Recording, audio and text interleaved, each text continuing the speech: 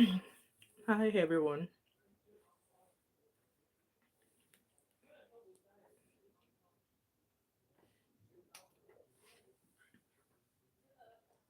Hello everyone.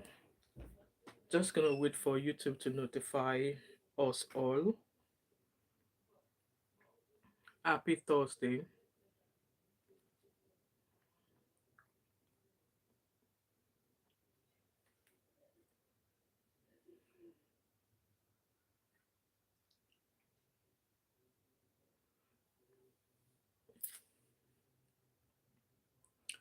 Hello, welcome everybody. Just gonna move my laptop to the side there. Oh, somebody already dropped a comment here. The real clip said, "What does it matter really? Does Nigerian? Well, yes, Nigerians are working hard for their future. Is that really another problem? Everything is now a problem." Hello guys, please like the live stream as it come in. I'm just waiting for that 1 minute countdown. So that others could join us, and then we will get in today's topic. So please, I hope you've all come with your thoughts and opinions. Because there's a video I'm gonna be playing with you, and then we can all share our opinion based um on that video, and I'm also going to share my experience of obviously living in abroad as well. So please like this live stream, and yes, that's our another 12 seconds, and then we shall get started. Let me find the video.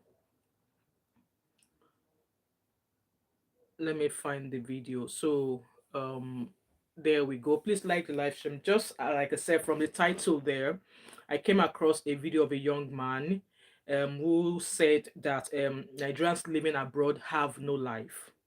And for me, I beg to differ. I disagree with him. Okay, and he went on to say that Nigerians are living for the value of currency. So, what do you think? That is the title of this live stream. So, I'm just going to do a quick introduction for those of you who are new to my channel and that you've not been here before. So, my name is Wemimo, and I'm also known as Thatmumof5, also known as TMO5 Kanduko. If you're new to my channel, welcome, and if you're a returning subscriber, thank you so much for always coming back. Happy Thursday, and this is my face after work. Okay, so this is going to be a very quick live stream. Well, I'm hoping it's going to be a very quick one because I've got another one for 9 o'clock. Maybe once we finish this on time, then we'll go on to do the one on at 9 o'clock, maybe before 9 o'clock. Anyway, so guys, let's listen to the this video of this guy. Okay, if you guys can hear me, please let me know in the comment section. I was just reading the comments somebody dropped here. The name of the person is their real clips. It said this person said, "What does it matter really? Yes, Nigerians are working hard for their future. Is that really another problem? Everything is now a problem." So I don't know what that person meant by that, and I don't know what their comment was based upon, because obviously I don't know, maybe they've came across this video that I'm going to be discussing with you. But let's get into the video. Okay. Abroad will humble you. Some of you do not really understand that. Now, let me explain it to you. Do you know that 95% of Nigerians living abroad is not their wish to remain in abroad? 95% of Nigerians living abroad, they are living, no, we are living a robot, because I'm included. We are living a robotic life. Do you know what is called a robotic life? A life that is already programmed. You cannot have your own program outside the already programmed life that we are living here. See, from here to here, from here to here, from here to here, if you miss 1 hour, it will affect the rest of your program. Uncle Beno said, "Don't mind that guy. He's probably still struggling abroad. I live abroad and I'm balling." Correct, Uncle who knows how to ball. Welcome to my channel. Obviously, honestly, when I saw the video, when I listened to it, I was just like, it was that robotic life that he mentioned that got me like, no, let's come and talk about it. So let me finish playing the video for those of us for those of us who are also watching. Okay.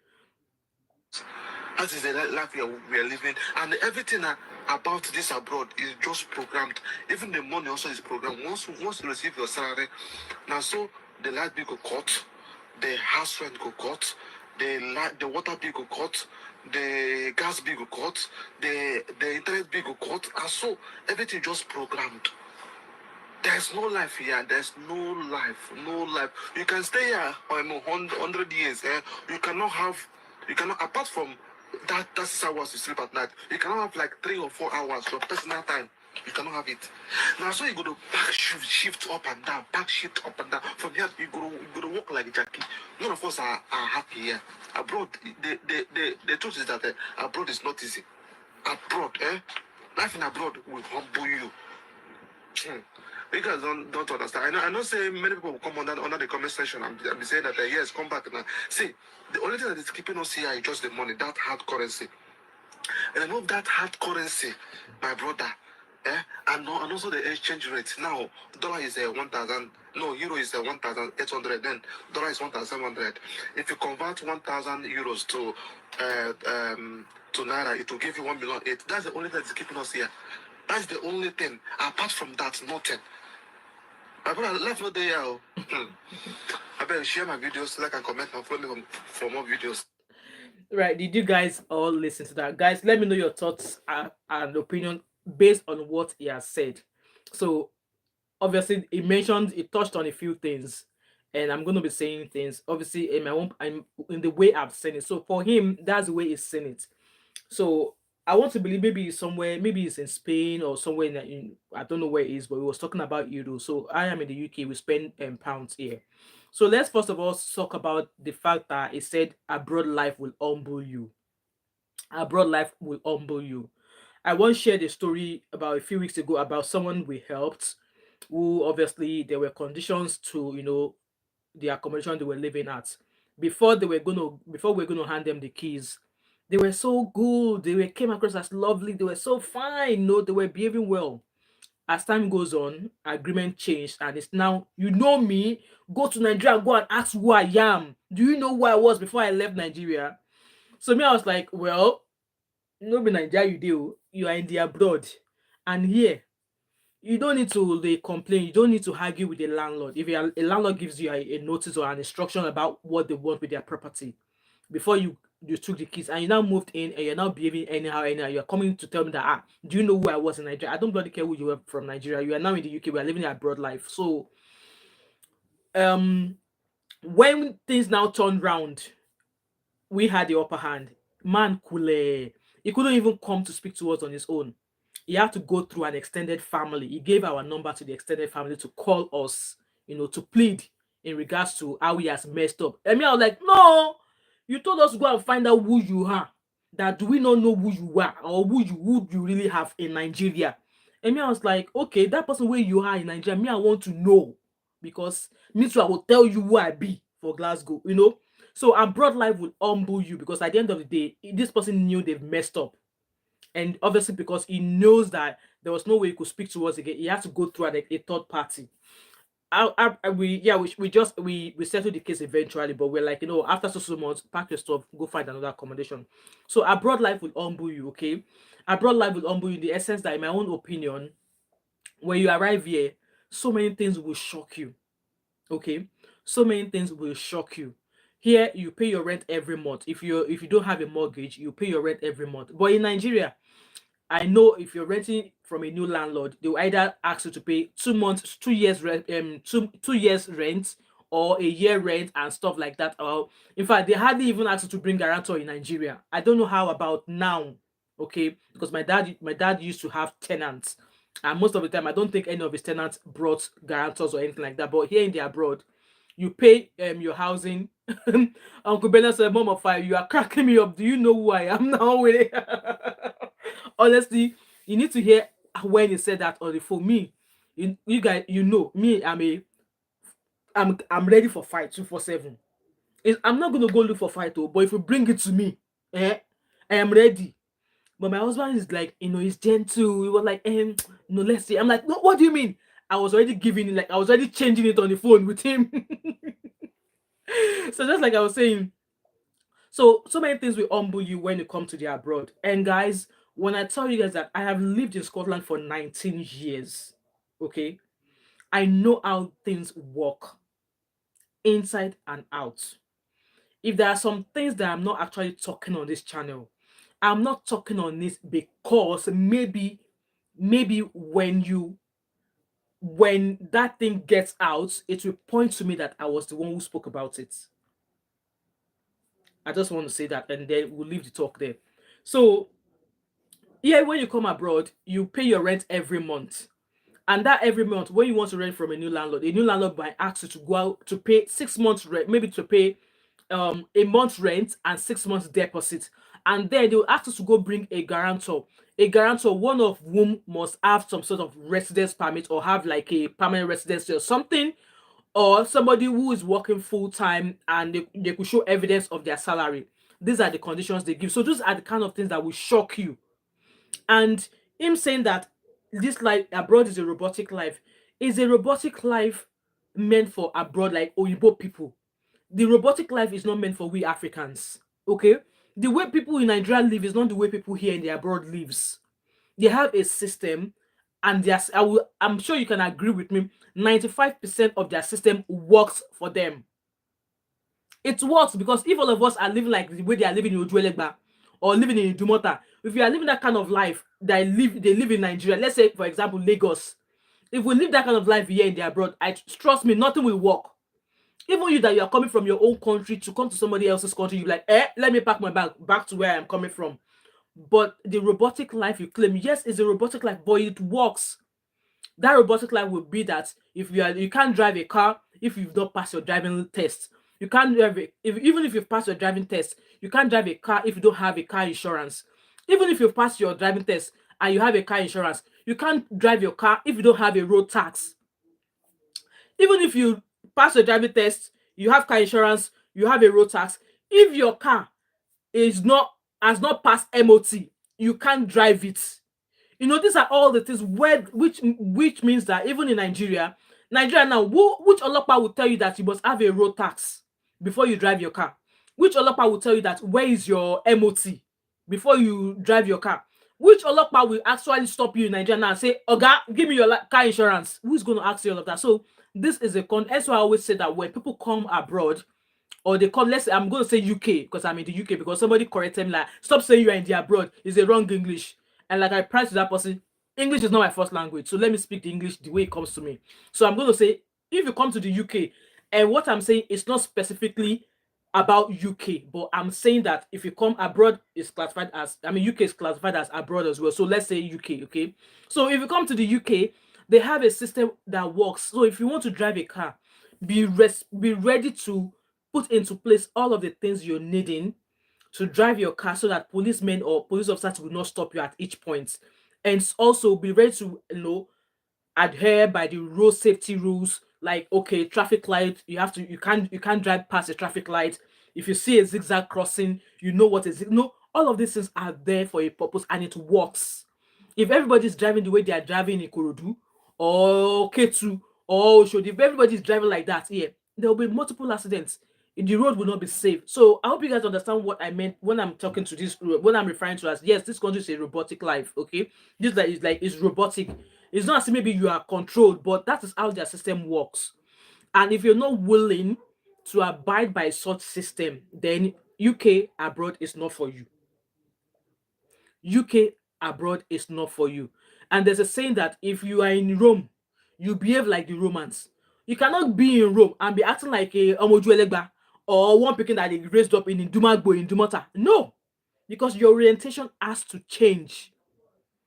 Yes, you live in a system that works. Your orientation has to change, that if because you're having a conversation with somebody, because you disagree with them, you now give them a batty, you give them a slap. You do that here, jail. But in Nigeria, you can be having an agreement with somebody. Before you know it, your hand lands on that person's face. No Olopa will carry you. Both of you will tough it up. You know, you will roll it on the ground in the mud with each other.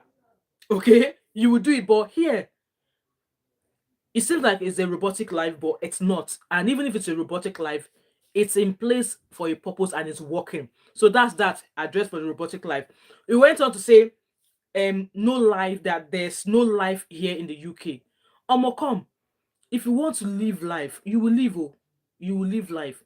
And it depends on the kind of person you are. So if you're like an outgoing person, you will, and you see, you make out that enjoyment for yourself. If you are somebody who you just want to know, go to work, meet with a few friends for drinks on a Friday, and that's you go to your house. Like for me, for instance, I work 4 days a week and I do other things like, YouTube being part of it on a normal day. I know the weekend, so where I work, I don't work weekend. We only work one Saturday every 6 weeks. So I know for at least for another 6 weeks, I'm not working the weekend. I have to work 4 days a week, and then I've got 3 days off in the week. So that 3 days off, I can plan to either go maybe somewhere in Spain or maybe go Germany for a weekend. There have been times where I've worked Monday, Tuesday, Wednesday, Thursday, and I can just arrange to go maybe to Paris. Maybe when I finish my work 5 o'clock in the on Thursday, I can pack my bag, go from work straight to the airport, go to Paris, for Friday, Saturday, Sunday. Sunday evening, I'll return back to Glasgow. You can do that. It just depends on the kind of lifestyle you live originally and if that lifestyle suits you. But if you're the kind of person who likes enjoyment, where after you don't care if you're working 12 hours a day and you still want to go to club every night, if you're that kind of a person, you can if you have your money and if you had the time. Okay?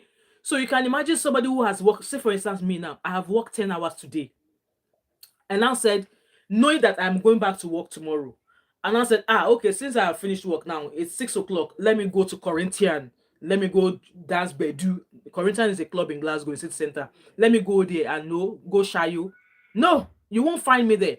And since I turned the age I turn now, where people tell you that 40 is the kindergarten, no, 40 is nothing because 40 is like all you want to do is spend your day in your bed. So there is life. You actually make use you make fun or you create fun for yourself. If you are the type that okay, you want to go out every night after work, so be it. There are so many places to go to. Even now in Scotland now, more African restaurants are coming up. There are more African restaurants that are opening. And there's a particular one in towards Paisley Road West. There's a lovely sister that owns it. She has DJs, you can do that. So it's not just because everybody or you don't see all majority of Nigerians doing that kind of thing does not mean that there is no life. There is life, and it is owolo sorrow. Now money they talk. Now money they talk. If you have your money, you will enjoy the kind of life you want to enjoy, regardless of where in Europe you find yourself. Okay, so there is life. You only have to create that life out for yourself. Okay, it touched on about abroad life is programmed. Like I said, I'll put that underneath the fact that yeah, he said it's robotic. If abroad life is not programmed, you will not be able to stay in this country. You will not be able to stay in this country because if this abroad is just like Lagos, it's just like Nigeria, or it's just like Ghana, or it's just like South Africa, none of us that are here now will stay. We will have packed our bags long time ago. Please like this live stream, guys. There's 25 of you watching me. Please like this live stream. So and also leave your thoughts in the comment section. I'll be reading it. Okay. So it's programmed. Yes, you're using the word program, but it's there for a purpose. It works. It works. I'm not saying that the UK is the best place in the world. No, because there are some they have their own things going on with them as well. There are some things that do not work.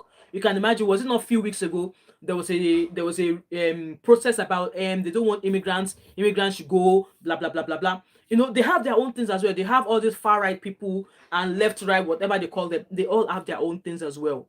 But a program like there are some there is put in place. Policies, rules, laws are put in place. A system is in place which works for the people. And even though this system is put in place and is working, some people still do not agree with it when it comes to their election. Come and hear how people will talk. You'll be like, how come? Yes, all these things happen. And it might feel like planned or programmed life to you, but it's put in place for a purpose and it's working. CA said, unfortunately, the Nigerian diaspora as a group are not fully united as a strong community compared to other nationalities in UK like Jewish, Chinese. CA, I'll quickly address that. You won't blame Nigerians. You all know where we are all coming from, and I've heard so many stories of how Nigerians, if you tell them this is where you work, how they will seek employment there and they will look for your downfall. For me, I've never come across such. And there are so many times where people have DM'd me to ask me that, they are looking to come to Scotland to work. What is the name of the NHS trust? I've freely shared because yes, if my NHS trust is recruiting, why won't I share? Because at the end of the day, you coming to work there, you're not going to take away my job from me. If you're just going to apply just like every thousands of people that are applying, and if you get the job, that's fine. So some people are like, they can never tell a Nigerian where they work. They can never show graceful living with Genevieve. They said, true, you share. Thank you so much for saying that, for actually confirming that in the comment section, my sister. Thanks so much. I really appreciate that. So I share because whatever is normal yours, whatever is mine, you can't take it away from me. That's one belief, regardless of where I find myself or regardless of what I involve myself with anybody. Whatever is meant for me, is meant for me. You can't take it away from me, and I don't have to fight or drag with you. No, and whatever is meant for you is for you. I can't take it. I can't take it. Even with that being said, like, job wise, if it's something that I have knowledge of, I will share it. There are some, even with the fact that I was just sharing a story of somebody, a family that we helped in terms of accommodation.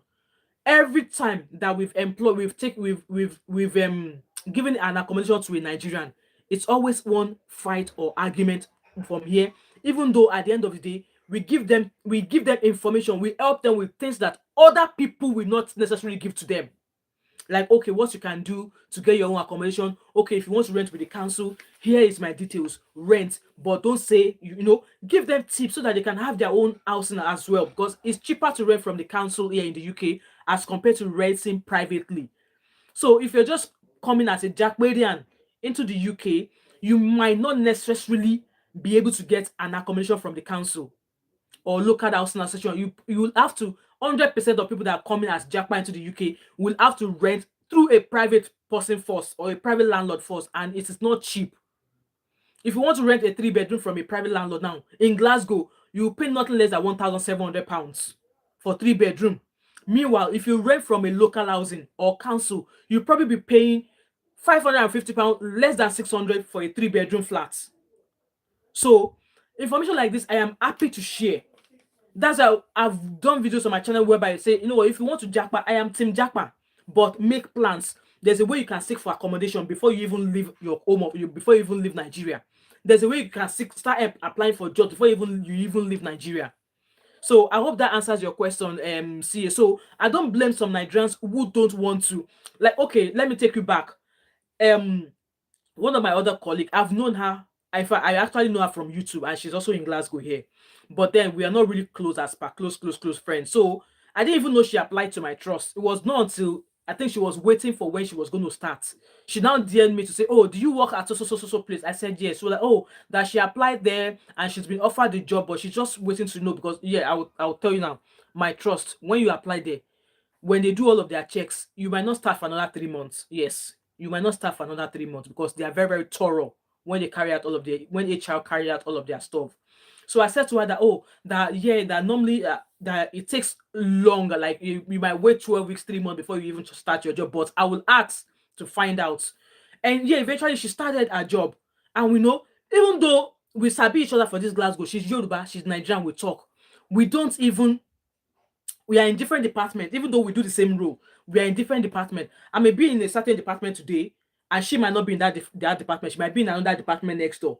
Tomorrow, that department she was in the day before might be where I am going to be, and she will be where I am today. So they change us around like that. And even if we any day we are in the same department, there's no time to talk because we are associating with other people that we've been, like, for me now, I associate more with people that I've been working with because she's only just started working there. And for me, I felt like just because we are Nigerians or because we are Yorubas does not mean that we should always stay together. I don't believe in such. I encourage her to like mingle with the other colleagues, which is what I will encourage. Okay. So with that being said, there are some who would not share, and I don't blame them because you don't know what they've experienced. For me, I've never come across maybe giving people information and getting negative vibes from them. But in terms of helping people with accommodation, like I said, this is actually happening to us. Okay, many Nigerians that we've helped in terms of accommodation, except for the ones that came through me. Hello, beautiful Happy. Good evening. How are you? Except the ones that came through me, I never had any issue through the people I helped that came through me. That I actually met them. A few of them, I've said it on this YouTube. I met them. They DM'd me because they met me on YouTube to say, "Oh, we are in Glasgow. We need accommodation. How can you help us?" I've shared that every time. I've shared here that year how I met a couple of people and how they are doing well.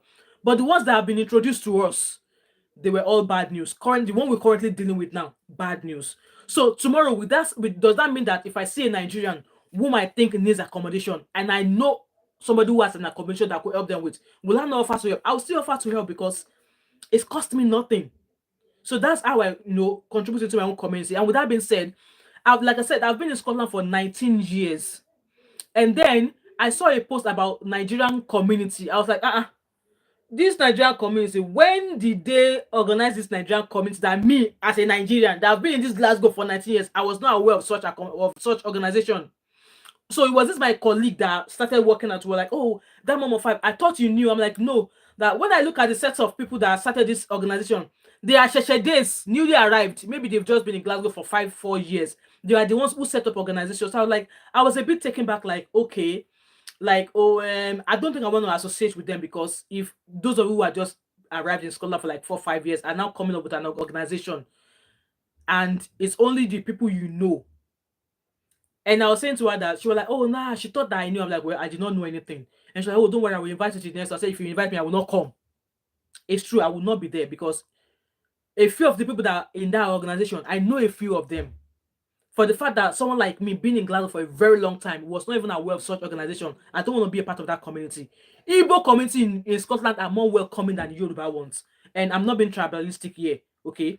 It's just that the way they go about, like, they will invite everybody. If you have one friend in Glasgow who is Igbo, trust me, any event they do in Glasgow that Igbo people do, everybody and their generation will be there. So if people decide not to share, you can't blame them. It might stem from their experience of what they've, experienced in the past based on how they do things. So with that being said, we'll move on to the next one. I'm good as well, Abby. Thank you so much. So I think we've already covered abroad will humble you. Like, if you enter abroad, you will learn to behave. Don't carry Dumagbo behavior. Don't carry Oshodi behavior. Don't carry it enter Oyinbo, because UK definitely will humble you. If they are the one that you just want to keep, you don't know how to drive, and you now enter into a car, you're driving, and if a lockback catch you, you're on your own. Oh. So with that being said, we've talked about robotic life, no life out of here. So you spoke about personal time. Like I said, you can create personal time for yourself. You can, when you talk about personal time, how do you spend your personal time? How do you create your personal time, especially here in the abroad? Happy said, don't show the behavior. Trust me. There are some people who are just by themselves here, who don't have family. So if you have family in the UK, be thanking God, though, because it could be boring. I must agree with you. If you're a very single person, I mean, during COVID, there are some news of how the loneliness impacted negatively on some people who don't have families. Okay, and I understand that it could be very, very difficult, especially if you're a single person who maybe don't have a wife or a husband, or you don't have children.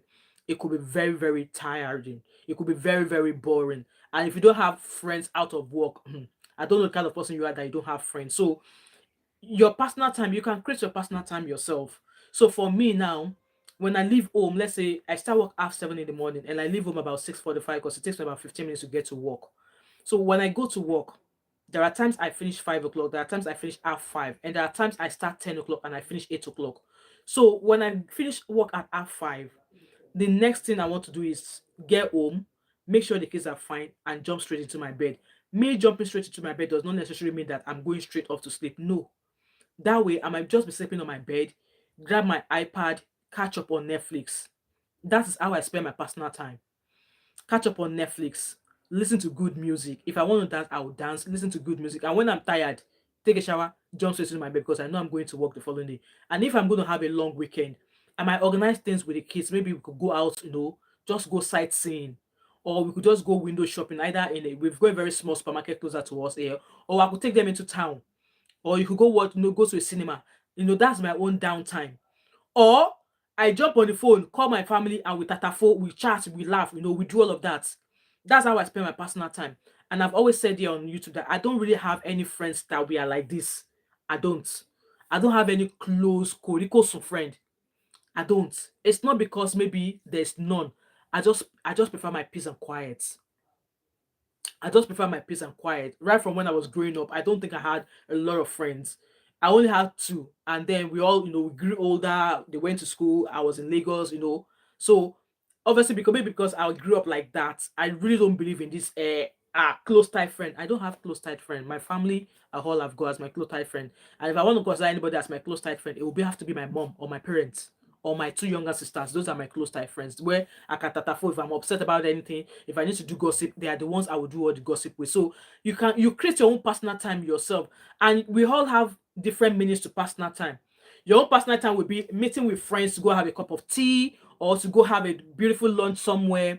You can create your personal time, and personal time can be defined in various ways. Okay, it's just the way, what time you put into it, what effort you put into it, and how you decide to spend it. That's that one about what that video that guy said. Abby said people need to understand that you have to create the life you want. Exactly, absolutely. If you want to go clubbing every day and your body and your pocket can carry it, go on song.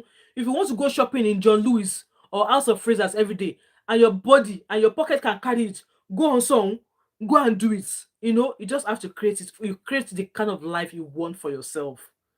You create the life you want for yourself. So that's how you create personal time. And for him, again, in that video, he was like, you go just a pack shift, you pack shift. No, you don't necessarily have to pack shift. We Nigerians, we are known for that. You'll be packing shift, you will not rest. Why are you packing shift? Let me recommend. Abby said, I know bills choke, but it's important to find that balance. Plan in decades, but live in the moment. It's like exactly. So he said, oh, you always you just be packing shift. It's optional. You don't necessarily have to pack shifts.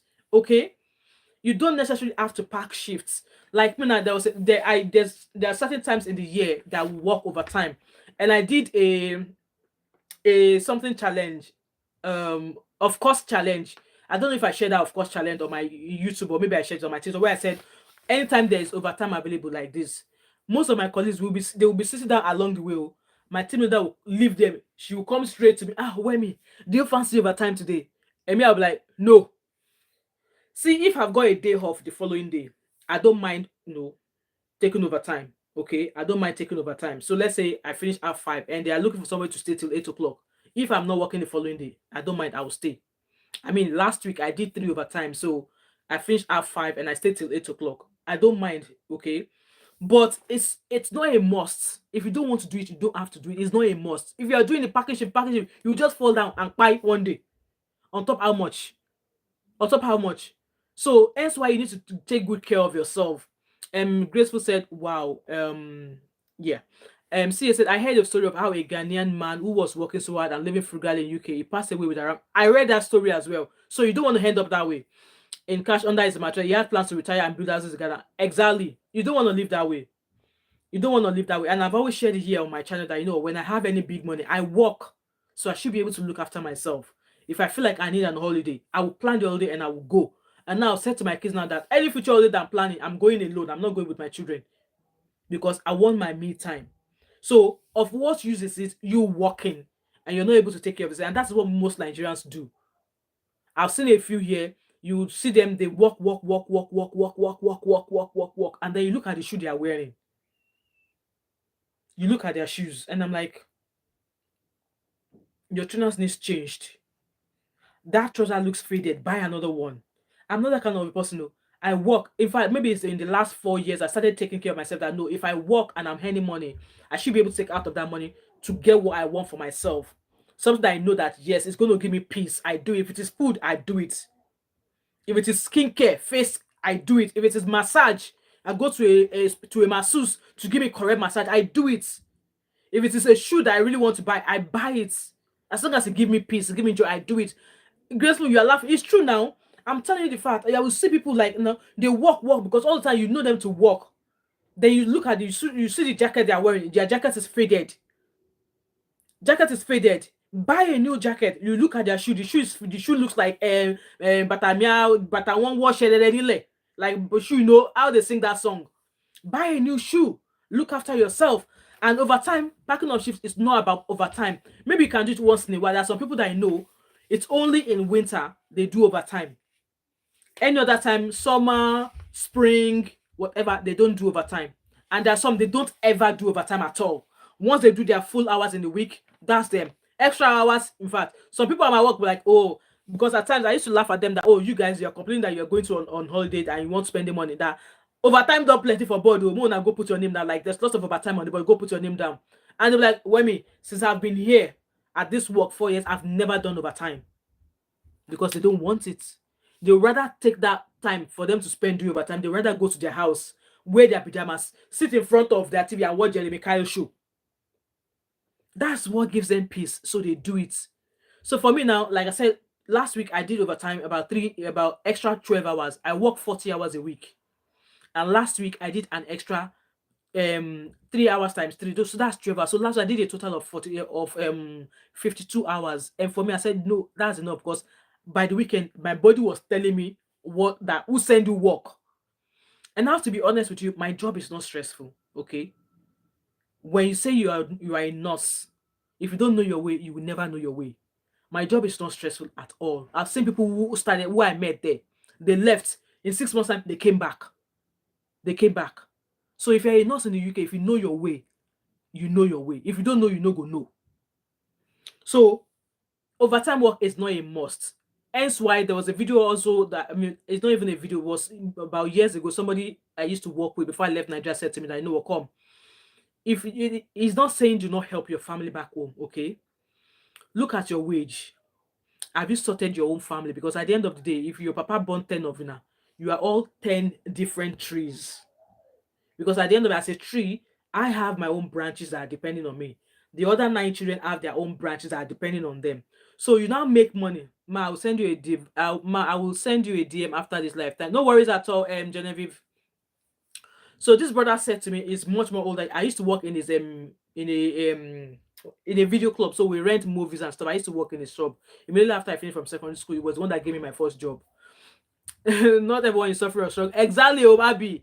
Maybe we should be using, we should be talking like that so we don't give them all the expo.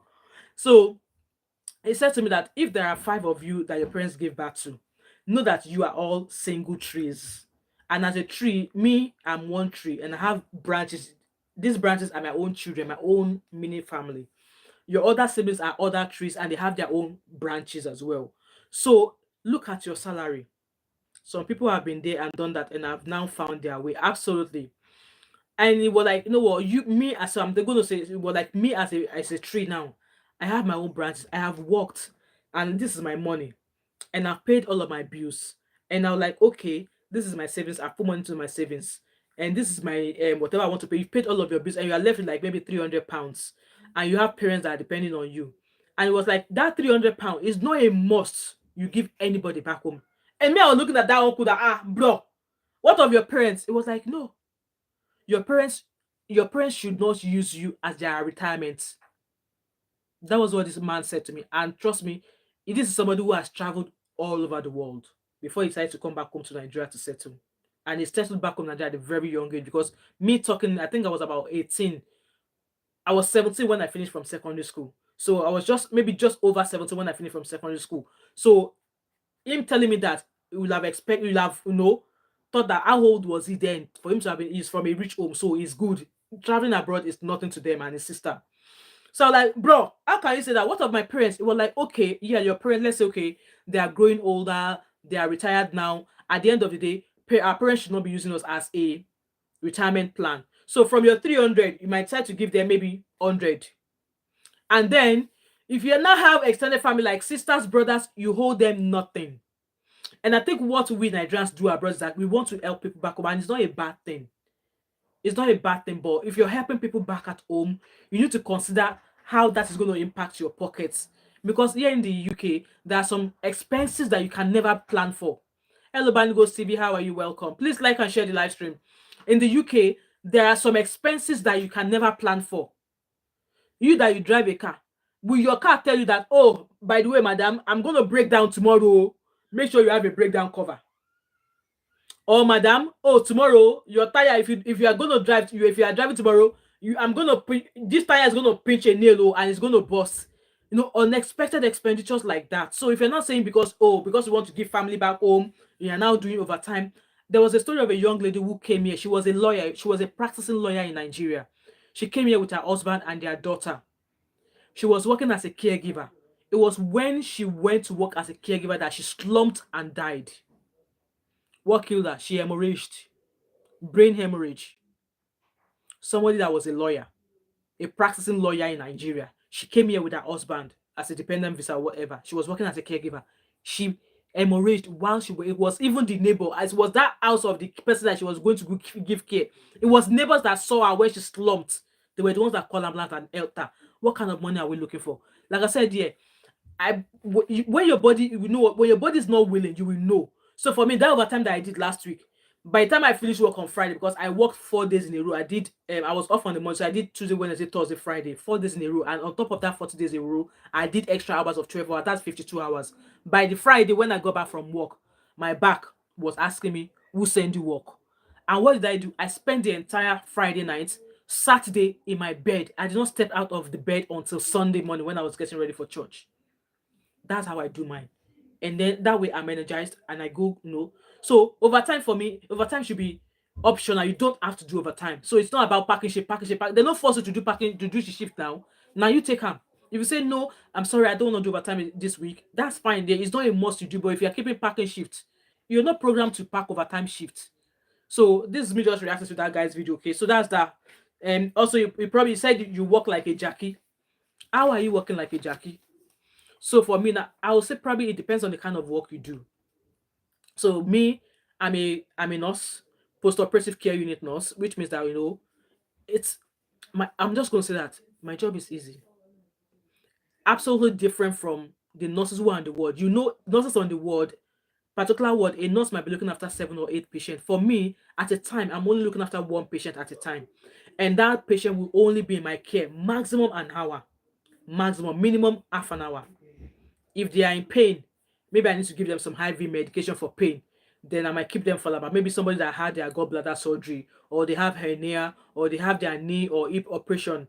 Normally, if it's just that kind of surgery they have, if it's a knee, if it's like an orthopedic surgery, maximum time I keep them is 45 minutes because they are not expected to be sore because they've already had their spinal and epidural, so they won't have any pain for another maybe 4 hours. So I keep them for 30 minutes and then that's them away.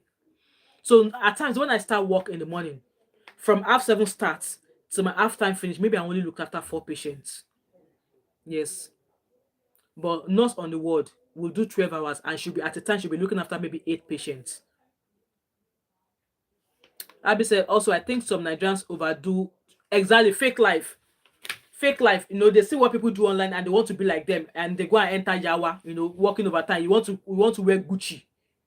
You want to wear Nike trainers that you cannot afford. Instead of you to live within your means, you can't live within your means. You want to go and buy a Range Rover of a 90 something thousand when you are earning how much monthly, when you are earning how much yearly. If you are earning less than 50,000 naira, what are you doing buying a Range Rover? Eh? What are you doing buying a Range Rover? Why don't you just buy small ponkolo that you can manage as long as it moves from A to Z? Some of them want to show appearances. They go to parties every weekend. They buy perfume that they cannot afford. They wear designer clothes. They buy jewelry, gold that they cannot afford. And then you find those are the people you see working overtime. Like it's not a bad thing to want to work and have extra money. Okay. At the same time, if you are working and you're having to depend on you're having to depend on working extra hours for you to have extra money, then you're not living within your means. You're not living within your means. So that's that. We're gonna move on. And Mabi said, but honestly, take your time and grow. Live within your means. For me, in fact, I used to be very, very stingy with myself. I used to be very, very stingy with myself. And I was saying to my there was a time my daughter bought she sings and she loves playing piano. So I was like, all right, okay, let me buy her first. Then she was very, very young. I think she was about 14 or something. So I bought her first piano, which was like £150. Then my daughter started uni. So she loved it also. She was playing. And then my daughter started uni. Do you know what my daughter asked for? She asked for a £450 piano. Now that £450 piano is in her room now. Yeah.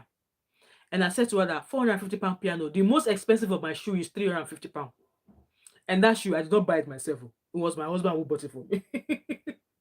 But then I realized that of what use is me working and I can't buy what I want. In fact, my mindset changed in the past 5 years that as long as you're working and you're not using somebody's clock to run, oh, waguala, go sare, you're not using somebody else's clock to decide how fast or how slow you're going to run. And I'm like, okay, after all the bills, pay this, done that, this, do my hair, blah, blah, blah. I can afford this now. I can afford to go and watch a movie today. I can afford a new dress. I can afford, Then I started looking after myself that way. I started, if I need massages, I go get a massage. If I need to get my facial done, I go to Dermalogica to get my facials done. Before, I would normally do that. I would normally not do that. I would like, that money is too much on top of what? But if you value your life, if you value yourself, you spend money on yourself because you are working so hard to make that money. And if you are living within your means, no say because your friends are wearing the latest whatever, you also want to do the same. Wako sale kudi. You will just work and you'll not be able to spend that money. So work, balance it, take time off. If you need to go on all day, do it. Okay? If you need to go on all day, do it. This hair that I made now, I was off from work. And like I said, I hardly go to hairdressers to make my hair because I can make this hair myself. But because I wanted to treat myself, I invited an hairdresser to come do my hair at home. And I did it, even though I can sit down like this and make this hair on my head. But because I wanted to treat myself, like, yes, I deserve it. I asked if I know just has to come to this and do my hair. So if I have any outing now and I'm like, okay, I want to look peng, I can go to Mac, let them do my makeup. Even though I've never had somebody, well, I've had one person do my makeup once when I attended the wedding in London. Obviously, if hopefully if I'm coming for Abby's wedding, we'll come and do all the gilly. So with that being said, live within your means. Even though if you are making the money, still learn the habit of saving as well. Okay, so that's that. You're not working like a Jackie in the UK, and also bills, bills is a must. Let me read CA's comments. CA said, I heard a story of a married Igbo lady in the UK who secretly used her money and savings to build a house back in Nigeria without telling her husband. There was trouble when the husband found out. Oh, all right, okay. I didn't hear that story, but she must have her reasons for doing so. She must have her reasons for doing so. So yeah.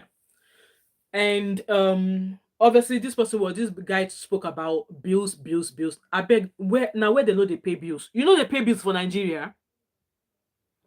You know they pay bills for Nigeria. Even though the bills here at times you want to query it. Of course, I've once queried it for me, even driving at all, because I have to pay to learn to drive. And then I buy a car, and then I have to buy car insurance, and then I have to pay road tax, and then I have to do MOT every year. And I'm like, on top waiting. That why? But in Nigeria, let me know. In Nigeria, do you guys car insurance? Do you do it? Road tax? Do you do it? MOT? Do you guys pay that? So yeah, I understand that some bills here in the UK, you might like, why? But in Nigeria, it's different. So you can't compare the bills you are paying here to that of Nigeria. And yes, it's right. The currency is high, and it's benefiting us. So because the money is benefiting us now, you now want to keep working overtime to you pay me? No, no. Living abroad is what you make of it. That's just what I'm gonna say. Like me now, obviously, people are like, oh, like that one, like Wemi, how do you cope? 5 children. I was like, come, if I come into this world again, God protect my children. Oh, I will never find any of my children wanting the mighty name of Jesus. I always say to them that come, if I come into the world again, I'm stopping at 3. Yes, I'm 3. And let me give you guys a joke. Before my father-in-law passed away, may God rest his soul now. I had my children, I had my last one. She was the easiest birth so far. Easiest one. I did not even get to hospital before I gave birth to her. I gave birth to her in an ambulance sitting in front of my house. She was the easiest of all of my babies. No payment, no nothing. So my father-in-law was like, okay, now that you've had, because by the way, my father-in-law has lots of children and they had twins as well. So my father-in-law was like, oh, don't tell me that's you finish having babies. I was like, Baba, what do you mean? Already number 5, you are still asking me that, is that me done having more babies? I said, Baba, that will be in another world. Will I have more than this one that I already have? And may God look after all of my children in the mighty name of Jesus. So with that being said, all of the people in my set that I know, most of my friends are much older than I am, okay? And some of them, they started having their families late. I've said to them, if God give you the chance to have children, don't do more than 2. If you're in this UK, don't have more than 2, because babies grow. Before you know it now, you get pregnant. Before you know it now, you have the baby. Before you know it, the baby's walking. Before you know it, the babies grow. They are not going to remain babies for life. And then the older they become, the more expensive they are. I just told you guys about my daughter asking for a piano. And then the ones going to uni, you have to make shopping for them. And I used to love shopping at Next. When I was bringing up my children, I would go to Next to shop for them. By the time they turn 10, I can't even buy clothes from them from Next anymore, because they will tell me that if it's not branded, they don't want. They'll just look at it, especially shoes. If the shoe is not branded, before I used to go into Next and buy them trainers. Now if it is not Adidas, if it is not Nike, if it is not all these names, Jordan or whatever they are calling, my children will not take it from you. They will not accept it. Abby, you remember sales at Next till tomorrow? Most of my clothes I buy them from Next because I just love how it fits my physique. Shoes, I wear my leg long where I'm a size 43 UK. The only place I buy my shoes that look good on me, are from Zara and Next. Zara. So if I'm talking about formal, like maybe um mid-heel shoes, smart shoes, Zara and Next. If I'm talking about trainers, I wear only Nike and Adidas. I don't wear. Maybe I only started wearing Converse because they do some comfy mommy shoes that if you wear it, you are paying. Anywhere you go, you are paying. So I love me Nike. Not a lot of Adidas. The only Adidas one that fits me are the Samba ones. They look good on me, and I've got those ones in two different colors. I love Next. And so if I'm wanting trainers, I will go to Nike, Adidas, and there's a selection of Adidas trainers that looks good on me. And then I will go to where's Converse. I only wear the low heels or low fives. How do they call them? Those are the ones I wear. They fit me well. Abby said, I remember moms didn't play about exactly. Next, I still shop at Next so for my kids in terms of clothing, but when it comes to shoe, if it's not Nike, if it's not Adidas, if it's not all those branded Puma, they will just be looking at the shoe. Where you drop it is where you come back and meet it. They won't take it from you. Now, my youngest will tell me that, Mom, this is what I want. This is the shop you will buy it from, and this is how much it costs. She will send me the link to where I can buy the shoe, so that I will not come and give her stories. So babies grow. Okay, babies grow. So I'll say to them, please don't be like me. Don't go and have five. Oh. Don't go and have five. Yes, they grow, it gets better, but it gets to a stage whereby you still need to be the one doing it for them until they're able to start being, being able to provide for themselves. So with that being said, living abroad, honestly, three kids only, even three kids down is ikojaye. You are overstepping it. I'm sorry to say. I've been telling my colleagues at work. Most time when I tell them like come, they will come. It's like I'm doing it's like I'm telling moonlight stories. They're like, Wemi, how are you coping that? Most of them have one. A few of them are just falling pregnant with their second babies now. And I'm like, guys, if you want your nurse salary to be enough for you, and most of them they are lucky. They are all their other house, have like most they are self-employed and stuff like that. So live according to your means. And something just came to my head now. So with this guy saying that you have to work, your abroad life is programmed. You can also be self-employed if you don't want to live a programmed life. Jeremy said, "Like, I have only one and I don't tie." Oh, God help you. Maybe just do one more and that's it, because it's good for a child to have a companion. So there's two of them, they can keep each other companion. That's my own belief. Oh, that. And then there's this Yoruba saying that somebody who has one child is just like somebody who has no child. God forbid anything happen to anybody's children. Like somebody who has one, God forbid anything happens. Okay. So because of that adage, hence why I've always said I wanted three children, but God and the NHS in this country decided to give me an extra two babies. And hence why I ended up with five kids. But today, look at them, they are all grown. So if you don't want to live if you think abroad life is programmed, if you think like you don't have personal time, you can work, you can be a self-employed person. If you have a profession, if you have a career, you can work as a professional. You can be self-employed. Okay, there are so many ways you can be self-employed. There are people who do all these engineering works, who are painters. There's so many self-employed jobs you can do, which means that you can set the time you want to do your work, you can set when you don't want to work, and it's quite good at times. The time that I'm always envious of people who are self-employed is during Christmas period. Some of them, they will stop. If you are self-employed, some of them will stop working from the 18th, and they will not go back to work until maybe 2 weeks after New Year. And I'll be like, now so self-employed work do this, because that's the time they want for themselves, and because they are working for themselves, they don't have to rush back to work like office worker. First Monday in January like this, you are back to work. Me, first Monday in January, I am back to work, except maybe I put in an annual leave. Okay. So with that being said, um, people live Nigerians, because this person said Nigerians. Some Nigerians live abroad. They live. I seen Emmanuel. Nigerians who know how to badun live life. The life you live in the UK is what you make of it, or wherever you may find yourself in the world. There are some people like this that, like me talking to you now, two of my colleagues now, they've been working, we both left work together. Two of them, they are in Edinburgh. Do what? Then they jaye. They asked me if I want to come. I said no, because me, I'm working tomorrow. I have to wake up 5:30. My waking up time every day is at 5 in the morning. I've been used to that time from when my kids were young, so it's mastered me. Even if I don't have anywhere to go, my body just tells me it's that time that I'm supposed to wake up. I wake up at 5 every day. I'm going to work, or I'm not going to work. At 5. See, weekend when I'm not working, I might wake up at that time and just sit on my bed and just lie down there, listen to good music or watch Netflix or something. So your life is you can live the life you want. Okay. If you crave a life of moving with all the youngins, be jay all over the street, you can. Especially those of you that are living in London. London, like I always say, London is an extension of Isaleko. London is an extension of Lagos. There's no life that you cannot chop in Lagos. Okay, there's no life you cannot chop in Lagos. And the advice I've always given people is this: if you're a family with younger children, if you're a family with younger children, try and live far away from places like England. Go into places that are kind of like far out.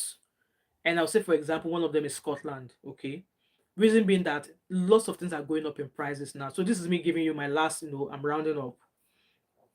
I have made an attempt to move out of Scotland 3 times, and then my kids were much much younger then. So moving them out of school would have been easier for me to do.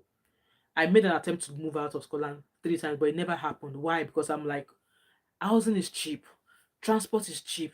I've started driving. Now, if I now move to England, where do I know? How do I know their roads? How do I figure, like, how do I get settled into that community? And they're moving the kids out of their school.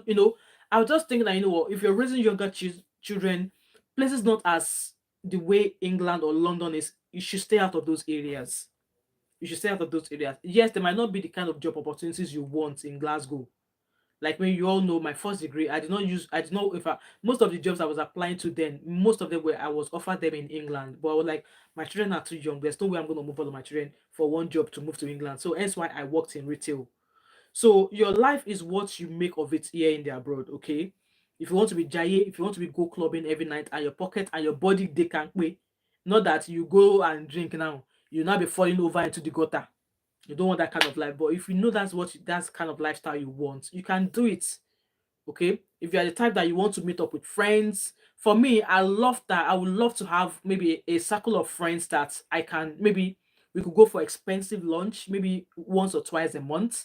Or maybe, in fact, one of my friend was, I won't say friend, I would say she's more like a sister. She was like, hey, you, this is your nurse money, you need to come and take me out for lunch, eh? Because I was saying to her that, how can a big sister like her not be looking after me that I am a bro? And she was like, which big sister? Big sister that is making all the nurse money, that come and take me out with your nurse money. Come and go and spoil me. So I love fine dining, okay? I love five dining. And I would love that. I would love to have, maybe, I would know that the new people that I'm just meeting, oh, I would love to have like maybe one, maybe two or three people in my circle that we know each other well. To go for a brunch, yes, that's the word, Abby. Go for expensive brunching, dress up. Because yes, it's true, you don't get to go dressing up. But then if it's something you really want to do, you can. But for me, I really don't. I really don't, because at the end of the day, I don't walk on my feet all day, 10 hours. The next thing I want to do is soak my feet, jump in my bed, and then maybe like now I've been to work and I finished work at 5. I got home about 6 o'clock, and I'm on this live stream now. So me doing live stream like this, obviously, yeah, YouTube will pay you. That's another way to make use of your time. Okay, it might not be a lot of money, but YouTube will pay. So that's something else you do on the side. And it, for me, it helps me know, how do I call it? Maybe my downtime. So I do this now. Go onto Netflix. There's anything on Netflix to watch. If there's nothing on Netflix to watch, I just listen to music, dim down the lights. 9 o'clock, I'm in my bed, sleeping, sleeping. So your life is what you make of it, okay? And like I was saying earlier on, if you've got a young family, look for a city that is not expensive to live. So that way you're able to maximize your money, make use of it, cut down on, out rent. I'll say rent, and then transportation and food and stuff like that. But if you're living in England, all those places they're expensive, and the kind of restaurants all over, you'll be spending money eating out when you can actually go to a wholesale market, stock up on food. I know you cook what you want to cook. So, guys, that's just what I've just come to say here. That yes, we might be living for the money, but pounds is not easy. If I convert pounds to you now, if I convert £100 to naira now and send that money to somebody in Nigeria, hey, that person will be praying and will be going to the mountain for me, because it's money. And if you are able to work to get that money, there's something that comes from, there's some sort of satisfaction that comes from working and knowing that now me earn this money. You know, there's some sort of satisfaction that comes from it. And for me, that's what I live for, okay? If you're in the abroad, work, but don't overwork yourself. Know when your body's telling you to stop. Don't go and be taking, yeah, you work shift today, you work overtime tomorrow, you do overtime today. No, it's not a bad thing to want to work overtime. And let me tell you, the more overtime you work, your money will go up, and the more tax man will come up for your money. So you are practically working for the tax man. Yeah, you're practically working for the tax man. The one that you are working, yeah, you are paying tax already. If you now work extra hour on top, tax man will still come out money for that extra hour. So at the end of the day, for me, I'm just like, I've done enough for this month. I'm not doing. So it's good if you want to work overtime, but just be sensible with it. Because at the end of the day, your health comes first. If anything happens to you where you're working, your work will sharply replace you. Just like what's his name called now? What's this guy's name? Kids, I go sharply replace you. If you work out, I go replace you. Yeah, that's the same thing with work. Okay. If you're going to work and something happens to you, God forbid you passed away, they will sharply replace you. So let yourself comes first. And then I'm not saying you should not give to people back home, but be sensible with it. Make sure you have a saving. And for me, I'm an ambassador for saving money, especially if you are a mom, if you're a woman with children, either you're a wife, whatever you find yourself, cultivate the habit of saving money. If you're a full-time housewife where you know they go work and your husband they give you money for this abroad, learn to cultivate the habit of saving money, no matter how small it is, because it goes a long way. Okay, for me here, even with my salary, if I tell you how much I am putting on the side, you'll be like, mom of five, when you come out that kind of money, how much do you have left? I know the benefit of saving money. Okay, because like I said, there are some expenses that you cannot plan for. Okay, there are some like I've got a son here now. In a year, I buy him shoes up to 4 times. I buy him shoe up to 4 times because the rate at which he is growing. Um, why do you all ladies so bad? We're not talking about what you're talking here. Um, CA said loneliness isolation is a big factor. Exactly. Yeah, I did mention that earlier. No, it's yeah, loneliness and isolation is crazy. Okay, hence why if you are the kind of person who must have some sort of people around you, if you have some people that you are happy to move around with, do so. Okay, do so. In 2022, a 61-year-old South African Sheila Ceylon was founded in a platform. Yes, I read that story as well, and that was really, really like that terrified me. That terrified me. And with that being said, I don't know if you guys, maybe if you were my channel, was it early this year? I lost a very dear friend. Okay, I lost a dear friend. I think I spoke to her sometimes last year. I think between September, October, November. I was helping her design our website because she sells fabric.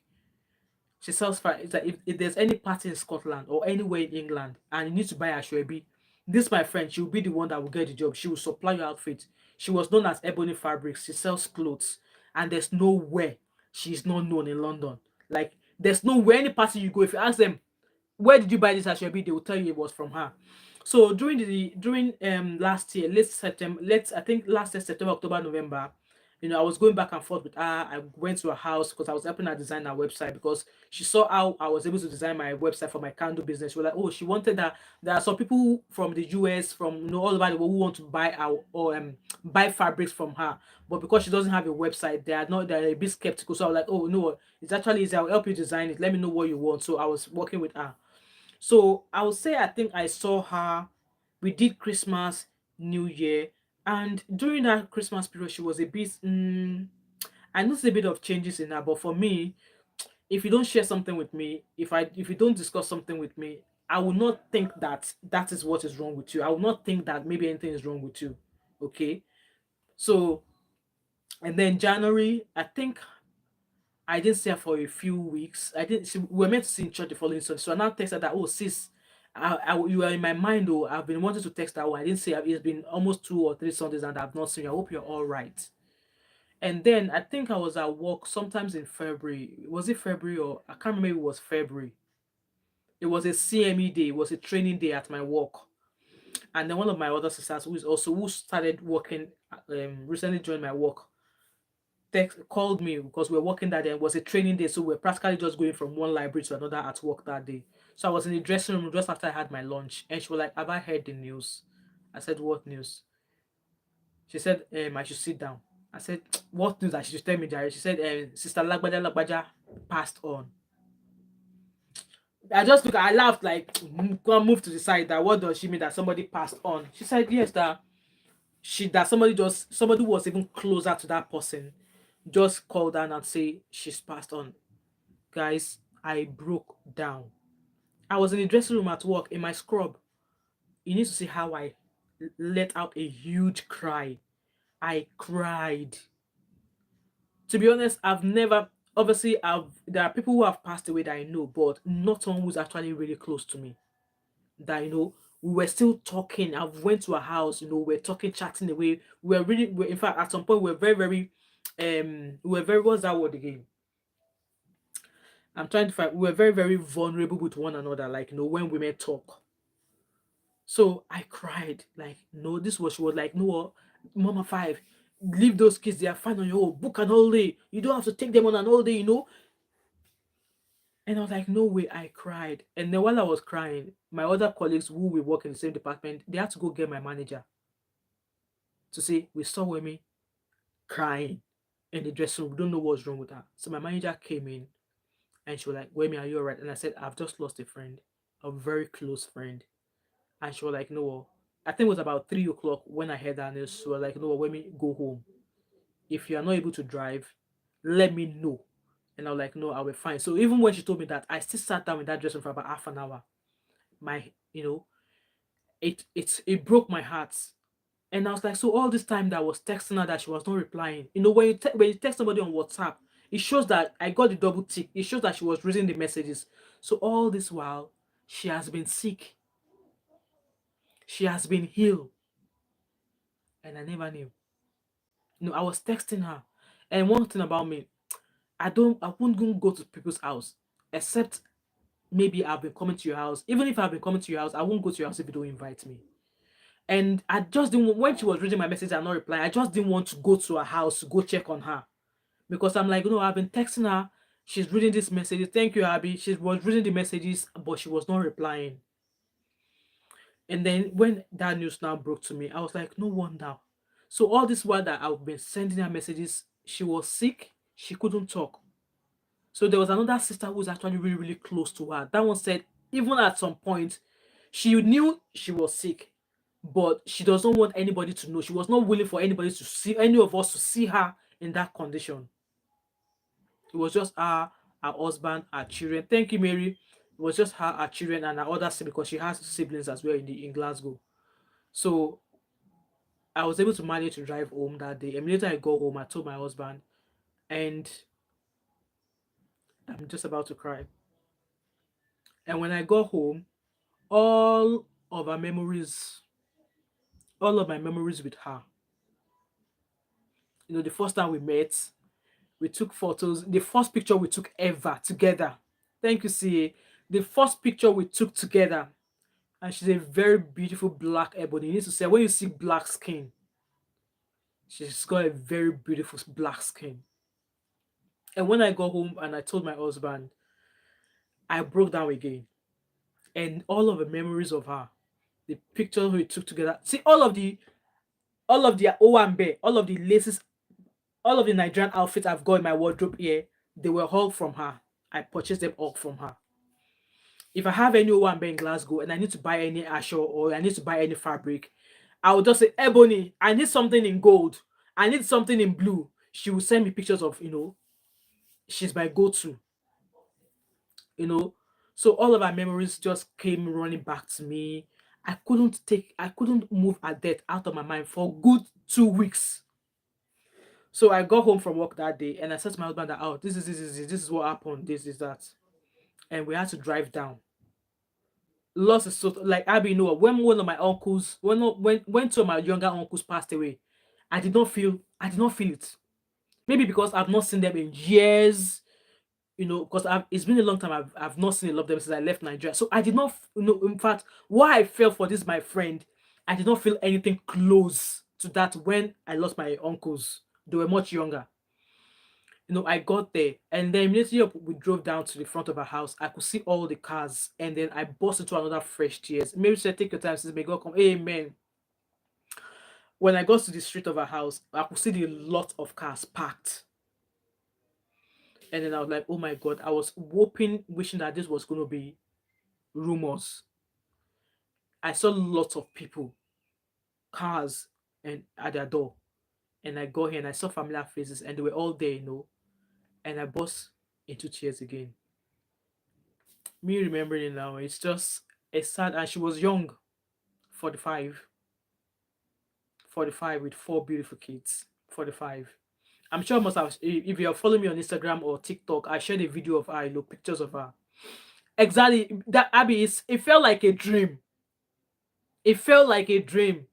So we went to her house. I saw a few faces, and that other friend who knew she was sick and who was trying to come visit her, but this our friend was like, she doesn't want anybody to come around. And I was like, why did she not let us know that we could have gathered around her?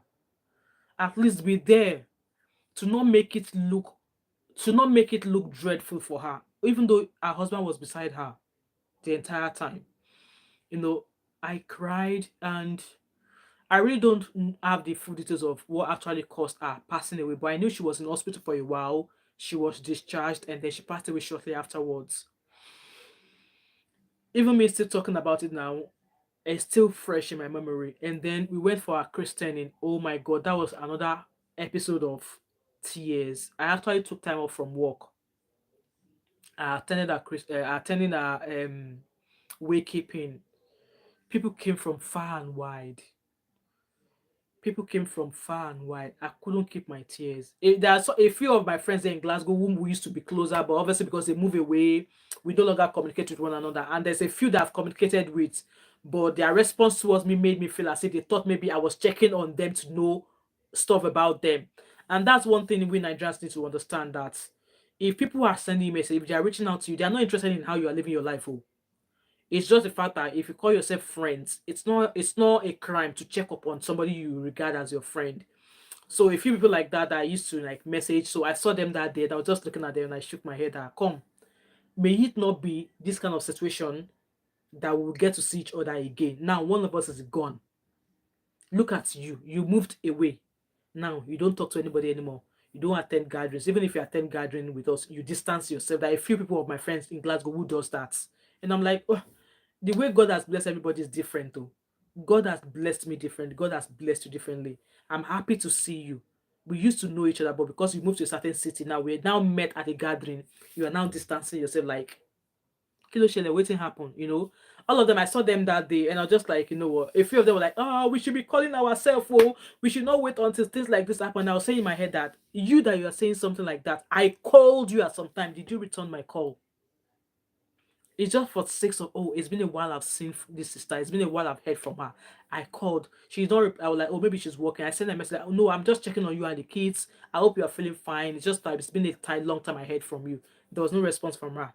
And then this one of our friends now passed. We're like, oh, we should not be waiting until this kind of thing happen to somebody closer to us. We should always check on each other. This, that, this. Our death shook me. I've never been to a cemetery before. I've never been to a cemetery before. I went to, it's sad, absolutely sad. So, and knowing that I will actually encourage her to start nursing. She's just started her nursing degree as well.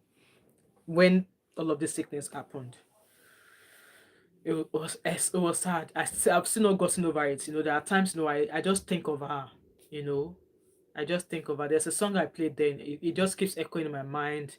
I keep seeing her image. She's just so this life no balance. Not at all, Malola. She's just I can't say she's perfect, but she will please other people before herself. And there's a way she will look at me. And I'm like, why are you looking at me like that? She was like, well, that's how my eyes is, Jare. I just like to, to crack her up like that. She like, this kind of people that when they look at you, you think maybe they are like their eyes is like that. And I'm like, why are you looking at me like that? She's like, oh, you started again. That's how my eyes is. And then we will laugh. I know. I miss her. I miss her a lot.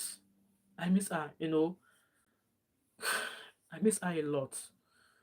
I miss her a lot. A lot. Even remembering her now. There's no time that I remember her that I don't shed a tear. She was just too young. She has a beautiful heart. So, let's round this up. My lasting word for you is, as a Nigerian, the life you live abroad is in your hands. The way you live your life in the abroad is in your hands. If you want to walk over time till you drop dead, is your choice. CA said the majority of older generations of Nigerians in the UK as well would prefer to be buried back home in Nigeria. So extra savings are needed and their children need to be mentally prepared. See this, my friend, she still has her dad. She still has her dad. And the plan was that they were going to take her back home, but her dad was like, no, that let her husband decide. And besides, all of our children are here in the UK. So why would I? So the father said, no, rather than bringing her back home to Nigeria, bury her in the city where our children will be able to go to her grave site. And I must commend her dad for saying that.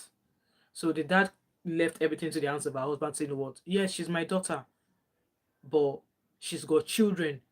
She should be closer to where her children are. So that was why she was buried in Glasgow. Abby said, I keep encouraging people to get life insurance no matter. See, Abby, you're actually talking to me. As I'm talking to you, I don't have one. And I think why is because I've not come to the terms of people buying. I've not come to the terms that people will die. I'm still struggling with that fact, Abby. So that's why I've not put one in place. But I'm with RCN, and something like that is there's something like that with my membership with RCM, but I think I need to do a private one. And like I said, I always think about it, but I've not come to the terms with the fact that people will get to a state that they would die. I've not accepted that fact yet, even though you will have thought that with this my friend passing away that will ginger me to do it. I've still not. So you're actually talking to me there, Abby. It is well. Abby said I was unaware of my mom's. A group of friends were big on it. So even see somebody dropped a post on Instagram as well that why do we run away from life insurance? In fact, I heard about life insurance a few years ago. I've got a family friend who are Jehovah Witnesses. They've got something like that. So when they discuss, I'm like, why are you paying? Like, no, it doesn't really make sense to me. But you are the second time, you are the second person who has mentioned it to me, Abby, in the past 2 weeks. So Abby, kindly DM me the one you use, the agents that you use. Kindly DM me and let me go see what they will quote me.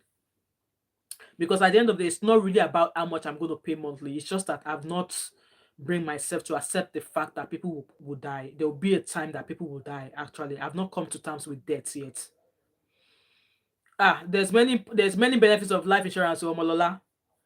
See, when I do mine, in fact I'm going to do some investigation. I'm going to come back here. We shall discuss it, and then I'll try and set up one for myself. And when I set mine up, I'll come back here and discuss the one I've gone with and let you guys know how much roughly it will be in a month that we pay and what the payout will be when I'm grow and gray that will pay out to family.